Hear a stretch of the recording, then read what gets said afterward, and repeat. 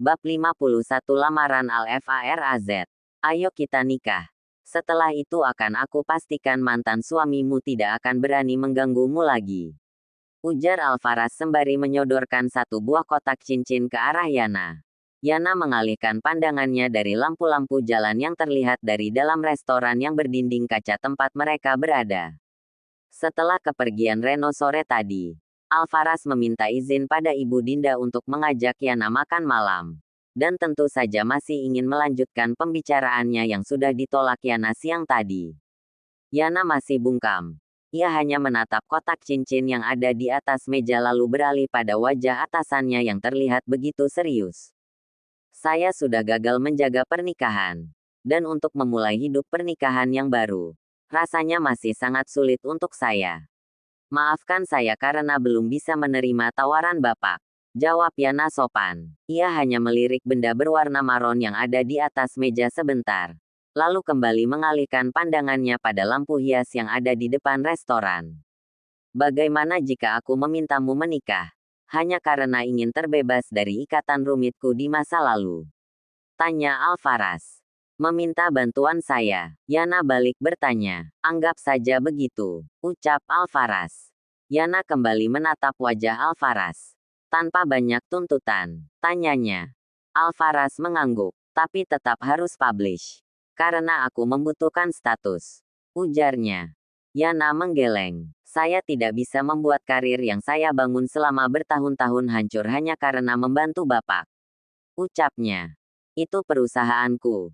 Dan tidak ada satu orang pun yang mampu menghancurkan karir dari seorang istri pemilik perusahaan. Ujar Alfaraz. Bapak tidak jatuh cinta dengan saya kan? Tanya Yana. Alfaraz terbahak mendengar pertanyaan Yana. Kenapa bertanya seperti itu? Tidak apa-apa. Saya hanya terlalu muak dengan kata cinta yang justru memberi luka. Jawab Yana.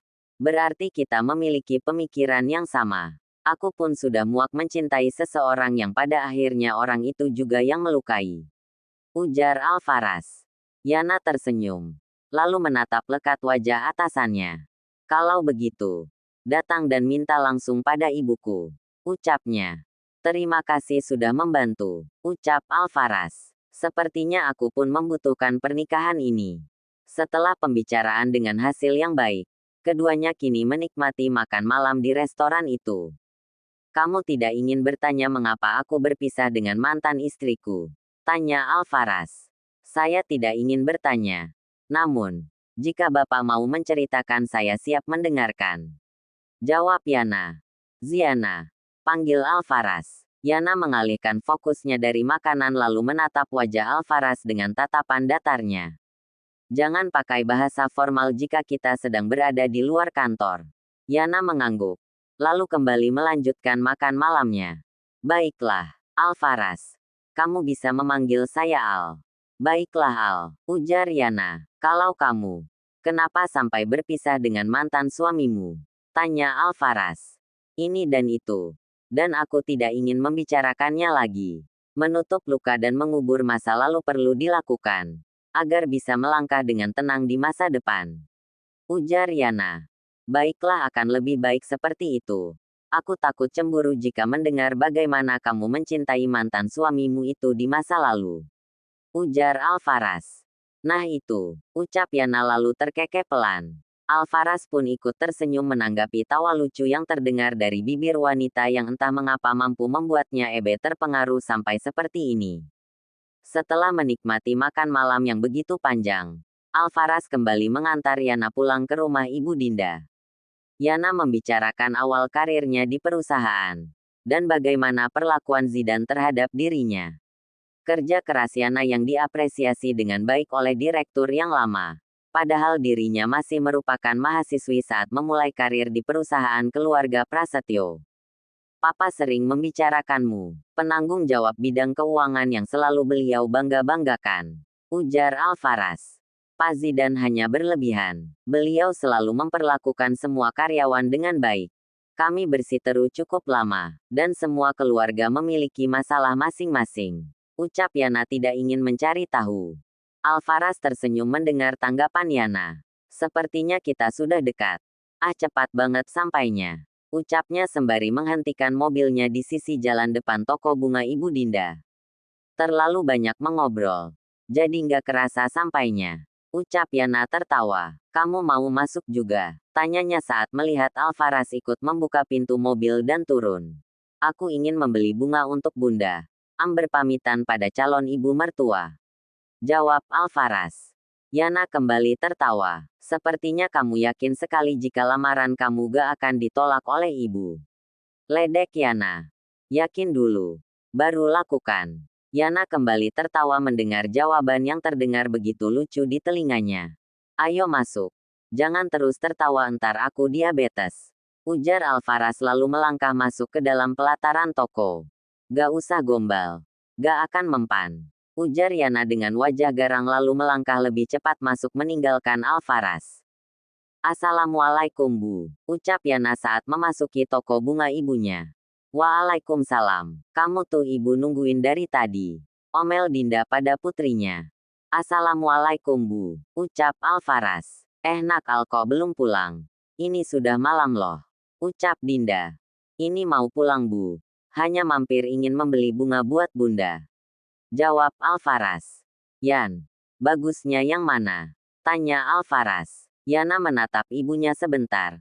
Lalu melangkah mendekati tempat bunga mawar putih berada. Aku suka mawar putih. Ucapnya lalu meraih satu buket bunga mawar putih dan menyerahkannya pada Alvaras. Aku traktir. Sampaikan salamku pada Bunda kamu. Sambungnya. Aku minta nomor ponsel kamu boleh? Tanya Al hati-hati. Aku nggak hafal nomor ponselku yang baru. Masukkan nomor kamu di sini. Biar aku kirim chat nanti. Ujar Yana sembari mengulurkan benda pipi miliknya ke arah Alvaras. Terima kasih. Ucap Alvaras saat melihat satu pesan di aplikasi chatting. Yana mengangguk. Hati-hati di jalan. Ucapnya. Bu Al pamit ya. Ucap Alvaras sembari menatap wanita yang sedang sibuk dengan bunga-bunga di hadapannya. Hati-hati nak. Ujar Dinda pada laki-laki yang mengaku sebagai teman putrinya itu. Alvaras melangkah keluar dari dalam toko menuju mobilnya dengan perasaan berbeda. Hari ini jauh lebih menyenangkan dari hari-hari biasanya. Mobil mewah berwarna hitam milik Alvaras mulai melaju di jalanan. Meninggalkan toko bunga yang entah mengapa mulai memberinya semangat kehidupan baru. Tidak ada salahnya untuk memulai sesuatu. Entah bagaimana hasil ke depannya. Biarlah menjadi rahasia Allah. Lampu-lampu yang menghiasi jalanan kota Jakarta terlihat begitu indah. Gedung-gedung pencakar langit yang semakin menambah sesak kota metropolitan. Terlihat begitu indah di malam hari. Ziana. Wanita yang sering diceritakan sang ayah dengan segala kelebihan itu. Ternyata semenyenangkan ini. Beruntung saat ini mereka berdua tidak lagi terikat dengan pernikahan. Meskipun mungkin perasaan keduanya masih belum melangkah pergi dari masa lalu. Tidak masalah bukan? Terkadang hubungan tanpa cinta namun saling menghargai akan lebih indah terasa. Daripada hubungan dengan cinta yang menggebu tapi memberi luka. Setelah memarkirkan mobilnya di dalam garasi, Alvaras bergegas masuk ke dalam rumah mewah milik orang tuanya. Assalamualaikum Bun. Al mencium pipi sang bunda lalu meletakkan satu buket mawar putih ke atas pangkuan wanita parubaya itu.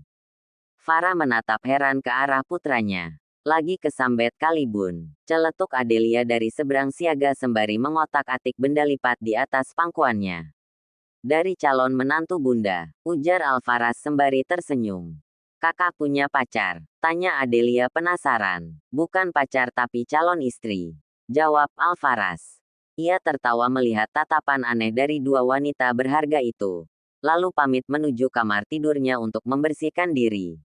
Piyama berbahan satin dengan potongan sepaha sudah melekat di tubuh Yana. Wanita itu sedang mengusapkan toner di wajah.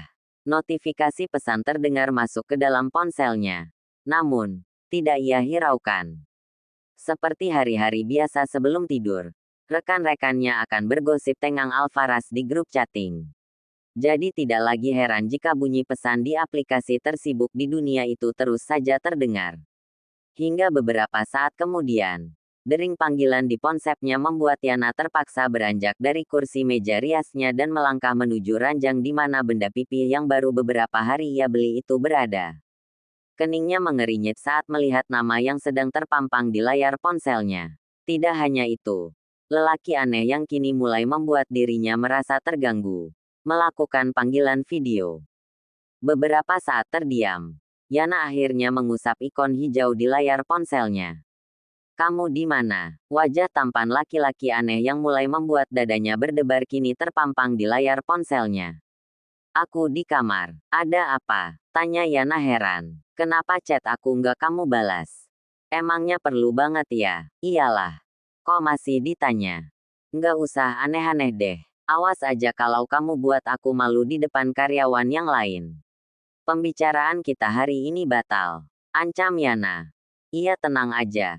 Kalau di kantor aku nggak akan bersikap seperti ini.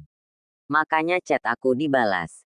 Jangan dianggurin aja. Terus kalau di telepon itu langsung diangkat jangan dilihatin doang. Ujar Alvaras. Yana memutar bola matanya malas. Lalu melangkah kembali menuju meja rias tanpa ingin menanggapi celotehan tidak jelas dari laki-laki aneh dan kini bertambah menjadi alay. Ia meletakkan ponsel yang ada di dalam genggamannya itu ke atas meja rias. Lalu kembali melanjutkan urusannya. Cantik banget sih. Suara Alvaras kembali terdengar. Al kamu tuh dulu playboy ya? Tanya Yana. Alvaras tertawa mendengar pertanyaan Yana. Iya mbak dia playboy. Loh mbak Yana. Suara seorang gadis di ponselnya membuat Yana menghentikan urusannya. Lalu menatap layar ponselnya dengan lekat. Wajah laki-laki alay kini sudah berganti dengan wajah gadis cantik yang seperti tidak asing di matanya. Saya Adele mbak. Itu loh teman Ray. Ujar Adelia lagi menjelaskan saat melihat Yana sedang berusaha mengingat siapa dirinya. Oh iya saya ingat. Ujar Yana. Tapi kenapa bisa bersama Pak Alvaras? Tanya Yana. Ini kakak saya mbak. Jawab Adelia. Oh begitu. Yana terdiam beberapa saat. Kali ini dirinya merasa rendah diri. Tentu saja.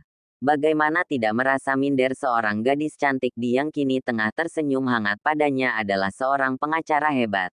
Dan sudah membantunya keluar dari masalah pernikahan. Maaf ya saya akhiri dulu ya. Dipanggil ibu soalnya. Pamit Yana bohong. Lalu segera mengakhiri panggilan itu setelah melihat wajah kebingungan dari Adelia. Yana menatap layar ponsel yang sudah mati itu dengan perasaan campur aduk. Kok secepat ini sih ia merasa grogi dengan orang lain. Mereka baru benar-benar kenal hari ini. Dan kini sudah menjadi sedekat ini. Nak ibu masuk ya. Suara sang ibu disertai ketukan di pintu kamar Yana. Membuat ia tersadar dari lamunan. Ia masuk aja bu. Gak dikunci kok pintunya. Jawabnya. Kemudian beranjak dari kursi. Lalu melangkah menuju ranjang dan duduk di sana. Dinda melangkah masuk ke dalam kamar menuju ranjang di mana putrinya berada. Lalu duduk di sana. Siapa Alvaras? Tanya Dinda. Dia atasan Yana di kantor bu. Jadi benar kamu sudah dekat dengan pemuda itu saat masih berstatus sebagai istri Reno? Tanya Dinda lagi. Enggak kok bu. Yana baru mengenalnya hari ini. Dan kalian sudah sedekat tadi. Bukankah dia atasan kamu itu berarti kalian bekerja di tempat yang sama? Ujar Dinda. Bukan tidak mempercayai putrinya. Akan tetapi selama ini ia tidak pernah mendapati ada lelaki lain yang dekat dengan Yana selain Reno. Dan hari ini dengan tiba-tiba laki-laki yang tidak ia kenal datang dan meminta putrinya untuk dijadikan istri. Membuat Dinda khawatir jika putrinya ini sudah berbuat sesuatu yang salah. Ibu tidak percaya pada Yana lagi. Tanya Yana dengan raut wajah sedih. Yana baru mengenalnya hari ini bu. Dia putra direktur utama yang lama. Dan baru beberapa hari ini menggantikan ayahnya yang sudah pensiun. Sumpah demi diri Yana sendiri. Selama ini Yana tidak pernah membukakan pintu pada lelaki manapun selain Reno. Jelas Yana. Sedih. Yah dia sangat sedih melihat tatapan ragu dari mata ibunya. Ibu hanya takut kamu salah dalam mengambil langkah. Ujar Dinda. Maafkan ibu. Sambungnya merasa bersalah karena sudah meragukan putrinya sendiri. Yana memang sudah salah mengambil langkah sejak 7 tahun yang lalu. Saat Tante Lina sudah memberi restu. Yana pikir beliau memang sudah ikhlas memberi itu. Namun pada kenyataannya.